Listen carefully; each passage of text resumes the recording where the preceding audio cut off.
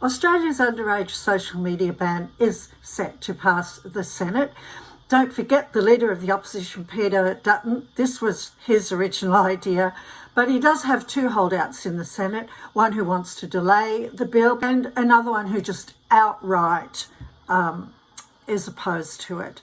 But there's a couple of things I want to draw your attention to. One is that Australia is a member of the World Economic Forum, and the government did sign a memorandum of understanding with the British government earlier this year. The other thing I want to draw your attention to is there's a MyGov poll that out there claiming that over 70% of Australian parents support this bill. MyGov actually, not only does it invite participants with financial incentives as well as other rewards to participate this, but they actually don't just sample the Australian market, they sample people across the globe, mainly in Britain, because we are partnered with Britain, remember. But MyGov, I was very surprised to see they are an agency under Services Australia, and we all know Services Australia is a government agency. So is this MyGov an independent agency? It really calls into question their independence. This whole thing, it's an organised, I'm going to read my notes here because I don't want to miss anything, but I've put together a few notes. This is an organised, systematic, nefarious project by the elites who want to rob us of our sovereignty. Okay, they want to create a generation of adults that will do what they're told.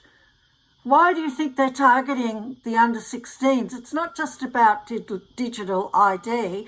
They want these children to not stand up to authority and to be really accustomed to doing what they're told. This systematic project by these elites is to turn the world into a technocracy, to force us to trust in the technocrats. The mantra is trust the experts. We trusted the experts during lockdowns, didn't we? Well, a lot of people did.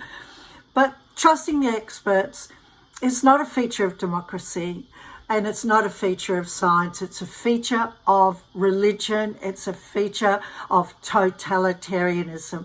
Now, look, call me, I'm used to people calling me, a right-wing nut job or wearing a tinfoil hat. I'm immune to all of that kind of thing. And that's not the way I raised my children. I raised my children to think for themselves. They were raised in a Christian home. Imagine my surprise when they did think for themselves, and it was very different to what their mother taught them. So this is about the government controlling our children and training them not to stand up to authority.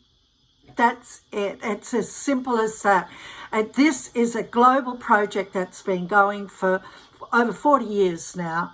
So I don't hold out much hope for this bill at the moment, not with an opposition leader like Peter Dutton, who this was his idea in the first place.